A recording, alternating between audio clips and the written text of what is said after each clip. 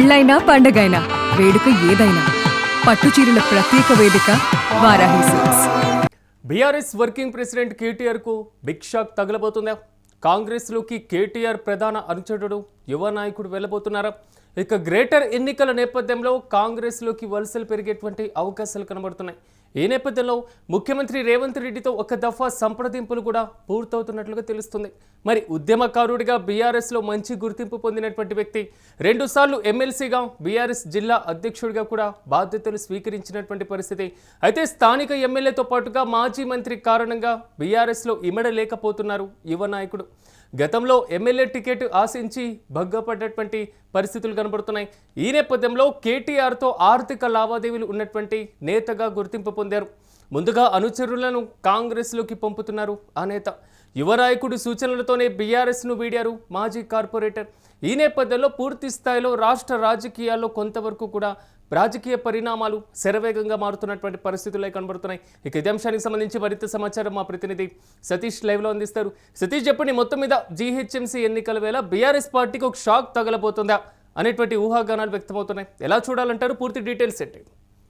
Yes, డెఫినెట్గా ముఖ్యంగా అయితే రేవంత్ రెడ్డి యాక్షన్ ప్లాన్ ప్రకారంగా ఒక కీలక నేత, బీఆర్ఎస్ నుంచి ఒక కీలక నేత, అత్యంత సన్నిహితుడు, కేటీఆర్కి అన్ని విషయాల్లో అత్యంత సన్నిహితంగా ఉండే వ్యక్తి అటు బీఆర్ఎస్ నుంచి కాంగ్రెస్లోకి వెళ్తారు అనేది పెద్ద ఎత్తున ప్రచారం జరుగుతుంది. దాంతోపాటుగా ఈ మధ్య కొన్ని సూచనలు కూడా కనిపిస్తూ ఉన్నాయి. దానికి సంబంధించి పెద్ద ఎత్తున కొంతమంది ఆయన అనుచరులు కూడా మొత్తం కూడా ఆయనకు సంబంధించినటువంటి కొంతమంది కీలక లీడర్లు బీఆర్ఎస్ నుంచి అటు కాంగ్రెస్లో చేరడం, సో ఇప్పటికే కొన్ని సంప్రదింపులు కూడా జరిగినట్టు తెలుస్తూ ఉంది. దాంతోపాటుగా ఆయనకు అక్కడ క్యాడర్ పెద్ద ఎత్తున చాలా బాగుంది. ముఖ్యంగా ఆయన ఉద్యమ నేత, ఉద్యమ సమయంలో సో యువనేతగా పేరుంది. ఆ ఉద్యమ సమయంలో తెలంగాణ కోసం కొట్లాడిన వాళ్ళలో మొదటి ప్లేస్లో కూడా ఆయన ఉంటారు. ఆయనకి అత్యంత ప్రాధాన్యత ఇస్తారు. కానీ ఉద్యమం తర్వాత, ఉద్యమ చరిష్మా తర్వాత ఎప్పుడైతే బీఆర్ఎస్ అధికారంలోకి వచ్చిన తర్వాత దాదాపు 3 సార్లు కూడా 14లో కానీ, అలాగే 18లో, అలాగే 2023లో సో ఈ 3 దఫాలుగా టికెట్ ఆశించారు. సో ఆశించినప్పటికీ కూడా ఆయనకి 3 సార్లు కూడా టికెట్ రాలేదు. దాంతోపాటుగా ఏదో చిన్న పదవులు, ఎమ్మెల్సీ కావచ్చు, లేదంటే అక్కడ ఉన్నటువంటి జిల్లా అధ్యక్ష పదవి కావచ్చు, ఇతరత్ర ఇచ్చిన పరిస్థితి ఉంది. కానీ ఆయన చేసినటువంటి ఆయన చేసినటువంటి త్యాగానికి, ఆయన చేసినటువంటి ఉద్యమానికి తగిన గుర్తింపు ఇవ్వలేదు పార్టీ అనేది గత కొద్ది రోజులుగా ఆయన వినిపిస్తున్నట్లు కూడా తెలుస్తూ ఉంది.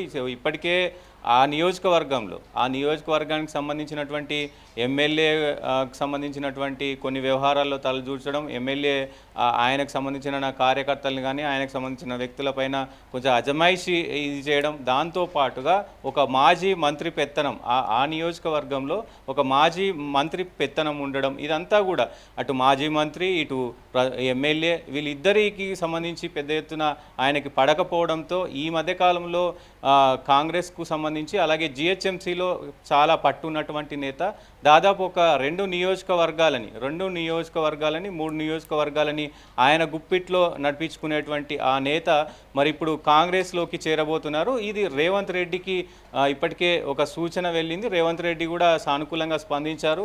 సో ఆయనకు టికెట్ భరోసా ఇచ్చి మరి ఆయనని పార్టీలోకి తీసుకుంటారనేది కూడా ఒకవైపు ప్రచారం జరుగుతూ ఉంది. సో ఇప్పటికే పలు కార్పొరేటర్లు, కౌన్సిలర్లు ముందుగా ఆయన క్యాడర్ని కొంత, అంటే మొత్తం ఒకటేసారి పంపకుండా ఆయనకు ఆ క్యాడర్ని కొంతమందిని ఫస్ట్ కాంగ్రెస్లోకి పంపుతున్నారు. సో ఈ మధ్య కాలంలో కూడా ఒక 2-3 సతీష్, ఎలాంటి హామీ వచ్చేటువంటి అవకాశం ఉంది? ఇక్కడ 2 అంశాలు కనబడుతున్నాయి. ఒకటి, ఉన్నటువంటి పార్టీలో అసంతృప్తి ఎక్కువగా ఉండాలి. 2, కాంగ్రెస్ పార్టీ నుంచి ఒక బలమైనటువంటి హామీ అయినా వచ్చి ఉండాలి. సో ఈ 2 అంశాలు బేరీజ్ వేసుకున్న తర్వాత కాంగ్రెస్ పార్టీ ఆపరేషన్ ఆకర్ష్ అనేది మాత్రం కొంతవరకు సక్సెస్ఫుల్ అయ్యేలా కనిపిస్తుంది. అయితే డెఫినెట్గా దీనికి సంబంధించి ఇప్పుడు జిహెచ్ఎంసీ ఎన్నికలు రాబోతూ ఉన్నాయి. జిహెచ్ఎంసీలో ఈ కార్పొరేటర్లకు సంబంధించి పెద్ద ఎత్తున భాగస్వామ్యం ఉంటుంది కాబట్టి కార్పొరేటర్లు ఏదైతే ఆ కీలక నేతకు సంబంధించి చాలామంది కార్పొరేటర్లు ఉంటారు. ఆ కార్పొరేటర్లను ఇటువైపు తిప్పుకోవడానికి ఇప్పటికే రేవంత్ రెడ్డి కూడా మరి ఆయన సన్నిహితులతోటి అటు సమాచారం తెప్పించుకున్నాడు. ముఖ్యంగా ఇక్కడ బీఆర్ఎస్ పార్టీకి కంటే కూడా కేటీఆర్కి పెద్ద షాక్ అని చెప్పుకోవచ్చు. ఎందుకంటే కేటీఆర్కి అత్యంత సన్నిహితంగా ఉంటాడు. కేటీఆర్కి ఆయన ఆర్థిక వ్యవహారాల్లో ఆర్థికంగా ఆయన మొత్తం కూడా దాదాపు కేటీఆర్ వచ్చినప్పటి నుంచి ఇప్పటి వరకు కూడా ఆర్థికంగా ఏది ఉన్నా ఆయన చేదోడు వాదోడుగా ఉంటారు. ఆర్థికంగా ఆయనకి ఎవరైనా ముందండు ఉన్నాడంటే రైట్ హ్యాండ్గా చెప్తారు. సో ఆయన మరి ఇట్లాంటి నిర్ణయాలు తీసుకుంటారా అనేది కూడా ఒకవైపు చర్చ జరుగుతుంది. దాంతోపాటుగా ఈ విషయాల్లో కొంత ఒక చర్చనీయాంశమైన పరిస్థితి కూడా కనబడుతూ ఉంది. ఎందుకంటే అలాంటి కీలక నేత మరి ఎందుకు వెళ్తారు అనేది కూడా ఒక క్వశ్చన్ మార్క్గా ఉంది. కానీ ఉన్న పరిస్థితులు ఇప్పుడు 3 సార్ల ఎమ్మెల్యే టికెట్ రాకపోవడం, ఎంపీ టికెట్ రాకపోవడం, ఈ మధ్యకాలంలో ఏదైతే కొన్ని సిచ్యువేషన్స్లో ఎంపీ టికెట్ కూడా వస్తుంది అనే ప్రచారం జరిగింది. అప్పుడు కూడా మళ్ళీ ఆయనకు ఎంపీ టికెట్ నిరాకరించారు. సో ఎందుకంటే ఆయనకు ఆ నియోజకవర్గంతో పాటు చుట్టుపక్కల ఉన్నటువంటి నియోజకవర్గాల్లో కూడా మంచి పట్టున్న నాయకుడు. సో దీంతో పాటు మరి ఎందుకు టికెట్ ఇవ్వట్లేదంటూ కూడా ఆయన చాలా భంగపడ్డట్టు తెలుస్తూ ఉంది. సో సతీష్, కొంతవరకు అంటే ఈ పార్టీ మార్పు ఇష్యూ మొత్తం కూడా తెర వెనకాల బ్యాక్గ్రౌండ్ గానే కనిపిస్తుందా ఇంకా, లేదా అఫీషియల్ గా పార్టీ కార్యకలాపాలకు దూరంగా ఉండేటువంటి అవకాశం, సో ఇలాంటి సూచనలు చేసేటువంటి ఛాన్సెస్ ఏమైనా ఉన్నాయి? ఇప్పుడు ప్రస్తుతానికైతే బీఆర్ఎస్లోనే ఆయన కొనసాగుతున్నప్పటికీ కూడా ఆయన అనుచరులను ఫస్ట్ ఎవరైతే కీలకంగా ఉండేటువంటి ఆయన అనుచరులు ఉన్నారో వాళ్ళని ప్రస్తుతం ఒక్కొక్కరుగా ఇటు కాంగ్రెస్ వైపు అయితే వెళ్తూ ఉన్నారు. దాని తర్వాత ఇప్పుడు జిహెచ్ఎంసీ ఎలక్షన్స్ ఈ నోటిఫికేషన్ వచ్చిన సమయంలో కావచ్చు, ఇదంతా కూడా సో ఆ సమయంలో చేరే అవకాశం ఉన్నట్లు తెలుస్తూ ఉంది. ఒక హామీ రావాల్సి ఉంది. ఎందుకంటే మళ్ళీ 2029లో కానీ 2028లో వచ్చే ఎలక్షన్స్లో టికెట్ ఇస్తే గనక సో నేను చేరుతానని ఆయన డిమాండ్ చేసినట్టు తెలుస్తూ ఉంది. సో ఆ హామీ వస్తే గనక ఏ క్షణమైనా వెళ్ళి కాంగ్రెస్లో చేరే అవకాశం ఉంటుంది. ఎందుకంటే అక్కడ ఇప్పుడు ప్రస్తుతం ఉన్నటువంటి ఆ నియోజకవర్గంలో కాంగ్రెస్కి కూడా ఒక కీలక నేత ఆ నియోజకవర్గంలో లేరు.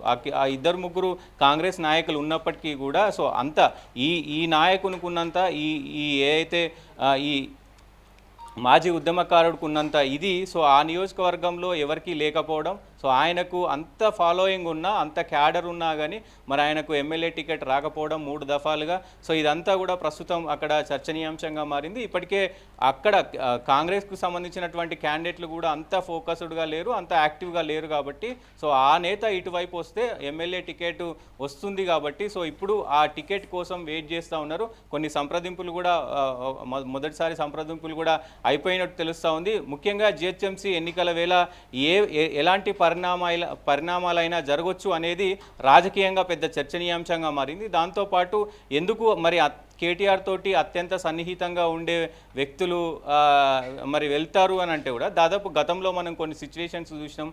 పటాన్ చెరుకు సంబంధించినటువంటి ఒక కీలక నేత కేటీఆర్కి అత్యంత సన్నిహితుడు, కేటీఆర్కి చేదోడు వాదోడుగా ఉంటాడు, రైట్ హ్యాండ్ అని కూడా అంటారు. సో అట్లాంటి నేతలు కాంగ్రెస్లోకి వెళ్ళినప్పుడు సో ఇప్పుడు కూడా సేమ్ అదే పరిస్థితి వచ్చే అవకాశం ఉంది. సో మరి చూడాలి దీనిపైన పెద్ద ఎత్తున ఇప్పుడు ఒక రాజకీయంగా పెద్ద ఎత్తున ఒక మొత్తం చర్చనీయాంశంగా మారింది. ఆ నియోజకవర్గంలో ఆ కీలక నేత మరి ఎప్పుడు వెళ్తున్నారు అనేది కూడా ఒక చర్చనీయాంశంగా మారింది. ఎందుకంటే ముఖ్యంగా కింద క్యాడర్లో అంతా కూడా ఆయనకు సంబంధించి చాలా ఆర్థికంగా ఆయన ఇట్లా ఉన్నాడు. అంటే ఆర్థికంగా కొంత వెసులుబాటులు ఉన్నప్పటికీ కూడా ఆయన సొంత ప్రయోజనాలు, ఆయన ఆస్తులు కాపాడుకోవడానికి, లేదంటే రాజకీయంగా ఎదగడానికి, రాజకీయంగా ముందుకు పోవడానికి సో ఇది వీలవుతుంది అంటూ కూడా మరి ఆయన సన్నిహితులు చెప్తున్న పరిస్థితి కనబడుతూ ఉంది. ఎందుకంటే దాదాపు 15 సంవత్సరాల నుంచి 10-12 సంవత్సరాల నుంచి కూడా మరి ఆయనకి ఎలాంటి పదవి లేదు. కాబట్టి ఆ పదవి